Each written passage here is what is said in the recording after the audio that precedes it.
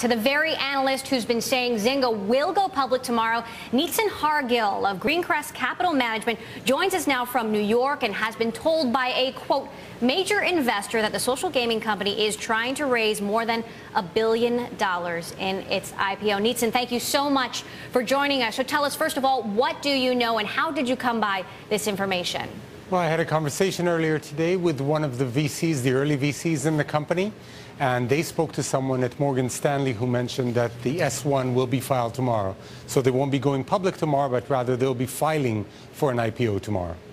Now, what kind of growth numbers are you expecting to see in Zynga's S-1 filing? So we have Zynga's revenues last year in 2010 at $850 million and growing up to about $1.5 billion this year. That's about 73% growth. We're seeing about 50% growth for the following year. It's a company that truly does have staggering revenue numbers. We're looking at it to reach revenues above $4 billion by 2013. And about half of that, as much as half of that, will be profits. So you're looking at a company that could be throwing off as much as $2 billion in cash each year starting in 2013. Now, you say of all, Neetzan, you say of all the tech companies that you're looking at, this is one of the most exciting that you've seen in a long time. Why is that? Because we are seeing a bunch of companies who are coming to market and they're still losing money, still overspending on capturing customers, really being out of control with their spending in order to try and get those early customers. Here is a company that has managed to do it. It is bigger than, it is 6 times larger than the number 2 competitor. It is as big as virtually all of its competitors combined. And it is dominating a space that is extremely profitable. They're doing all this on capturing revenue from just 3% of their customers, a number which we expect will grow sharply from here on in. All right, Neetzan, I want to bring in our editor-at-large, Corey Johnson, who's been pouring through the filings from Pandora, LinkedIn, Groupon over the last few months, and will certainly be looking at Zynga's as well. Corey? Yeah, Neetzan, let me ask about how this compares to what we know about Facebook, because it'll be very interesting when this filing comes out. I'm staring at my screen hoping it comes out now, but the discussion of how Facebook takes a 30% cut from all of Zynga's revenues, but it's straight revenues, but it sounds like you think Zynga's actually taking a big percentage of all the revenues that Facebook's generating. Exactly. We think that Zynga is probably the largest customer, bar none, of Facebook. With as much as 10% of their revenues.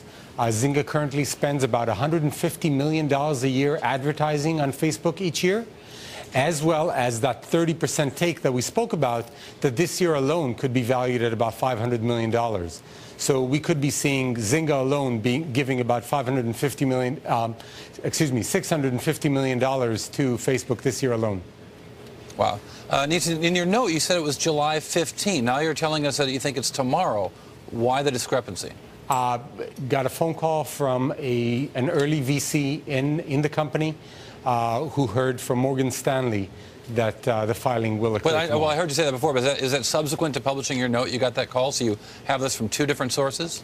It is subsequent to the note that I published was published on June 23rd. I have since gotten an update today. When this deal comes out, talk to me about the timing of these kinds of deals and doing an IPO in the summer. Well, you should expect at the very minimum a 3.5-month wait until the actual IPO, more likely 4 to 5 months. So I think in this particular case, we're looking at an October or November IPO. Neetzan, Zynga has made quite a few acquisitions over the last year. Do you expect that pace to continue? They've really been exceptional. We've seen them accomplish 14 acquisitions in the past 14 months. And we don't expect that to slow down, actually. It has been a core strategy of theirs to really buy up not revenues, not customers, but rather just talent. Every time they find someone who is able to come up with a nice technology and a nice software, they go ahead and put that and try to acquire them. And it has been called a war for engineering and designer talent here in Silicon Valley. Neetzan Hargill from Greencrest Capital, thank you so much for joining us and giving us that scoop. Thank you, Emma. Now up